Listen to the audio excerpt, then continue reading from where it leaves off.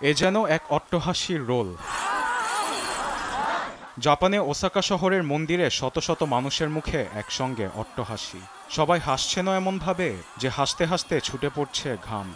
প্রথমবার এত হেসেছি যে হাসতে হাসতে ক্লান্ত হয়ে পড়েছি। খুবই মজার এটি। চলতি বছরের দুঃখ বেদনা ভুলতেই করা হয়েছে এ আয়োজন।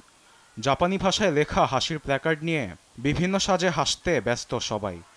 মন্দিরের পুরোহিতদের নির্দেশনা মোতাবেক সবার হাসি চলবে ২০ মিনিট পর্যন্ত। এর মাঝে কেউ কেউ হয়ে পড়েন ক্লান্ত, বিশ্রাম নিয়ে আবার শুরু করেন হাসি। দ্বিতীয়বার হাসি শুরু করলে আমার হাসি আরো বেড়ে যায়।